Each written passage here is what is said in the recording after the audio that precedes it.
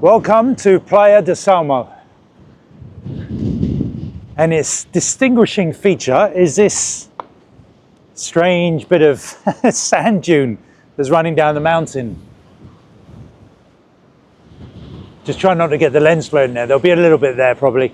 I've got my lens hood on that I don't use as often as I should do. But yeah, that's amazing. Somebody's rightly plotted themselves right at the top there. Yeah. Probably some hippie trying to find himself. Yeah, we just didn't have much time this afternoon, but this this DJI mic is going to be getting its full use today. I want to see how good it is in this wind. Yeah, but I had to show you this. Nothing much to say this afternoon bird-wise. When we were coming in on the road here from our hotel, you didn't actually have to go onto the dual carriageway motorway highway. Oh my gosh, horses. You know what? I'm going to point you towards the sun. Forgive me, okay? But there's some horses over there. We saw them. Oh, I can see birds now. I was over there a second ago and I heard cheeping and I couldn't see what the birds were. I'm pretty sure they were probably pipits, so I just saw their silhouette. But Anna's put in the car now. She's probably going nuts.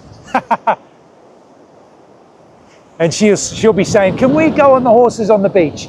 I'll have to treat her to that. Yeah, just wow, yeah. Anyway, yeah, we're just exploring, as we've only got a couple of hours before sunset, we're just exploring, whoop, that was covering that, the local beaches, what there is, anything where there's a road down to a beach, and if we can drive down it, it does, when you see the road coming down, it is a bit frightening. It's very rocky, very dust. Keep the windows closed because yeah, we were sneezing like crazy. We had the windows open a little bit and you can see the dust particles coming in. So yeah, come down here, keep the windows closed. You want to have a minimum of an SUV, I'd say, because the roads are very rough, and I suppose that's a good thing because it keeps loads of people from coming down here. So here they are. Say hello.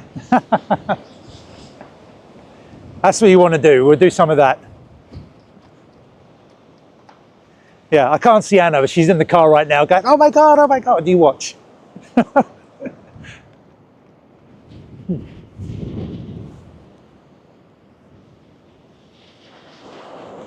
Now, got all the, what is that thing? I should have looked it up. Those hoverboards. Yeah, someone in the family does it over in America.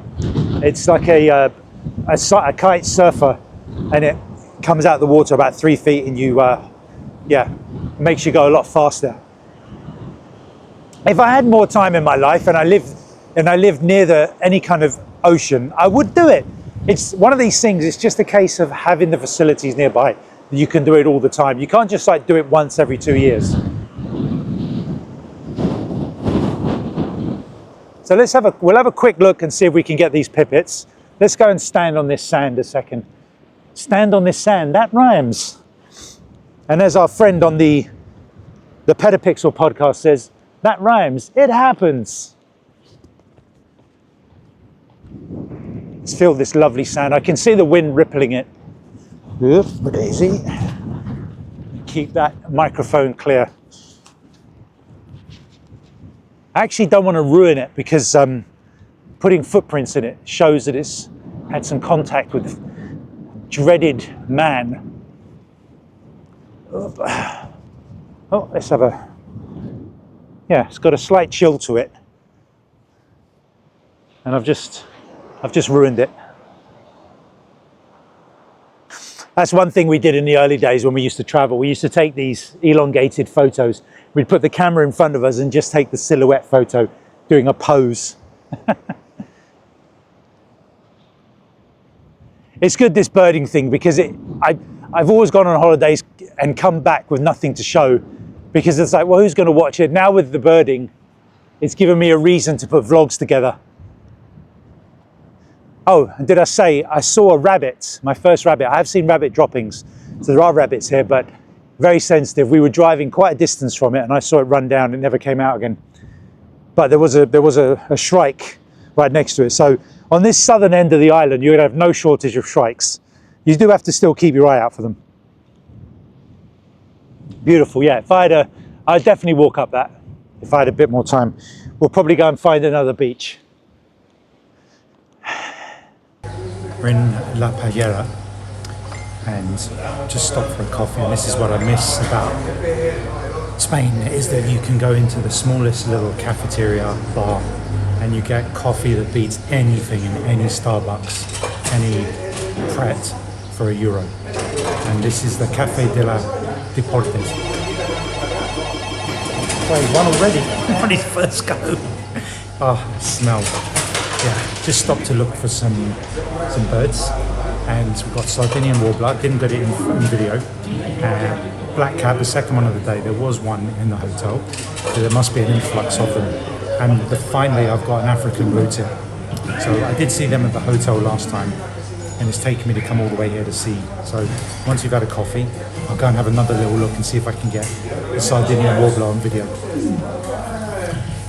Finished up my coffee and come back out to look for the Sardinian Warbler and the blackcap, see if I could get some video. So far, no joy. I haven't heard the Sardinian Warbler again. The blackcap's still singing somewhere in these trees just opposite the church. This tree line down this road here. Lovely. Oh, that's a yellow-browed warbler. You can hear that. I think that's the first time I might have heard something a second ago, and I couldn't. It was distant. So I can hear the blackcap. So it's a good little town if you've got the time. There are some things going on here. So yeah, he's over there somewhere. But yeah, plenty of photo opportunities. The church was open a second ago. Anna just went in, get something for her mum. Yeah, there's definitely a lot of bird action here, strangely enough. It's a small town. This is basically it. You can hear a lot of collared doves. So I'll do a quick catch up. So yesterday, before we left the beach, spotted some swifts. I assume they're plain swifts, common swifts, plain swifts. Don't know the difference. As I look on the eBird, there's a lot of names. They're calling the ravens common ravens, and some of them call them African ravens. So maybe they're common for here. But that's the yellow-browed warbler. So I tried to film the swifts as best I could. It'll be 2-3 second clips as per usual. Anything fast moving like that. This morning, just popped to the golf course briefly for half an hour just to check things out, and I did see one of the shrikes on the west side of the golf course with a feather, so it's nest building. I didn't manage to capture the video of that, but it's around. I wasn't really trying to get any footage unless it's really close. Now I've got some spectacular footage. I could see a hooper in the middle of the grass of the golf course eating. Obviously I'm not going to film that. As I stopped on the roadside, there was a little Berthelot's pipit. But yeah, it was sat there for about 2 minutes until a car went by and scared it off. But yeah, the car was protecting me long enough that I could hold the camera quite steady and zoom right in at 800mm to fill the frame. So, I mean, I'm seeing them every time you go to a beach, you see them. Car parks, you see them everywhere. And then I saw one of the ravens land on near this roundabout with some dried fruit. And I just took the opportunity to pull over as it was right there and just film it for a few seconds jumping around. I don't know if it's the same one from the area or if there's another pair. It's obviously impossible to tell how big common ravens, their territory is, how much they protect and defend. Just a little bit of footage here. As we drove up from the hotel to Payera, this area, I saw a bird chasing a very large bird.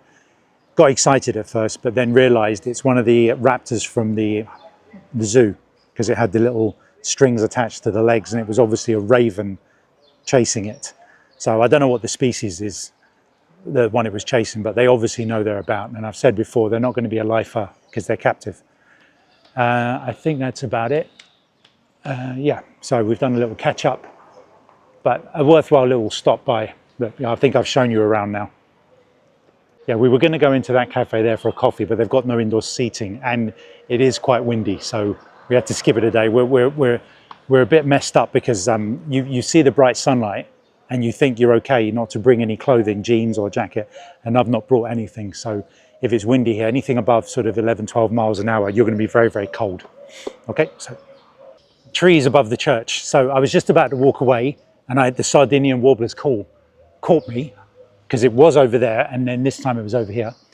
And yeah, I got some real practice with my manual focus. It isn't BBC quality footage.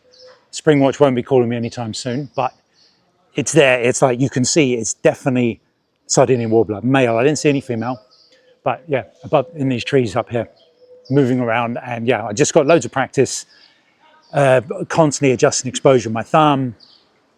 And yeah, just staying around these trees. And then the yellow warbler was making a racket. And it's quite noticeable that it jumps out. Even my wife was, there it is, there it is. Like, so she's put this tiny bird, you know it's different to the other ones because the Sardinian Warbler is about the size of the sparrow. But you're catching sparrows all the time. So you're trying to identify the way the Sardinian Warbler moves through the branches different to the sparrows. The sparrows are on the other side of the street in a flock and the Sardinian Warbler is on its own. So yeah, I got what I could of the, yeah, I actually, on the other side of the road, I was way too close with my lens for the yellow-browed wall. You'll see it, I'm cutting bits of the top off, but it's good. It's nothing wrong with it. I'll slow it down so it looks good. And then I actually filmed some African bluetail. I've got some better African bluetail over there working on some bits of web and pulling stuff out of the web. So I'm pretty happy with that footage. And then the black cap showed up. So it was like, is it the black cap or is it the Sardinian Warbler? So I went from only seeing briefly a glimpse of the Sardinian Warbler, and now I've got all three on video. So plenty happy with that. They're a great little town. Who knows what else is on the trees around here? So yeah, amazing little town. Okay, we'll call it quits. So success, yes. Probably wondering what this lunatic with the big lens was walking around their town doing. You occasionally catch people looking up like, what's he looking at? Yeah, you're not going to see it, is that big?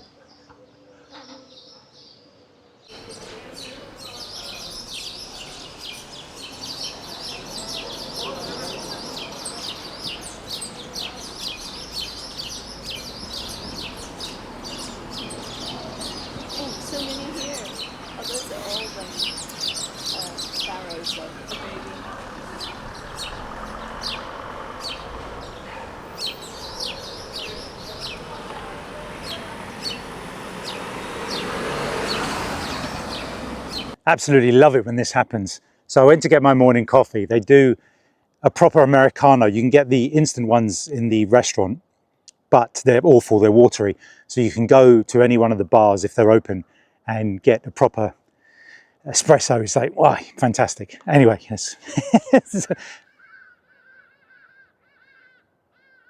Can you hear the ibis? We're just literally going to speak about those. So walking across the lawn with my coffee and I'm like, there's two Hadada Ibis on the grass. So I've been waiting to go to the zoo to see those. Now you're thinking, wait a minute, you're going to see some captive Hadada Ibis. No, they're wild, but they are introduced.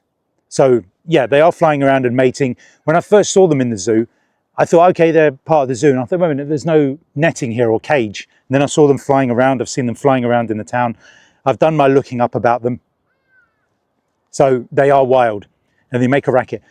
So I was doing some filming of these and then this guy started up this machine and I thought that's really early to be doing some maintenance. And I was like, oh, for God's sake. Okay, anyway.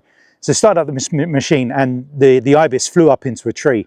So I tried to get some video of them in the tree and lighting was awful. Then I noticed they were by the second or third floor of this block in the hotel. So went up the stairs and got them right there to the point where I had to actually go back several steps to fit them in at the 200mm end.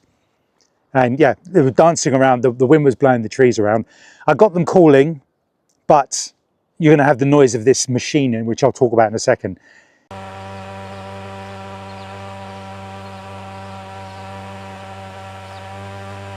So pretty happy with that, and I'll see them at the zoo anyway on Friday when we go to the zoo. Continuing my walk around the hotel that morning, I heard a bird sound that I wasn't familiar with 100%. I knew it wasn't one of the many sparrows, which is what makes most of the noise on the property. And I looked, and it was a African blue tit having a preen. So I'd got one in Pajara, and I thought, good, I finally got one. Well, I got another one. So I'd almost say that, yeah, if you literally went nowhere and you just walked around your hotel at every given opportunity, well, this particular hotel, or most of the hotels that have greenery, grass, bushes, trees, you'd probably get 80% of the island species passing through at some point.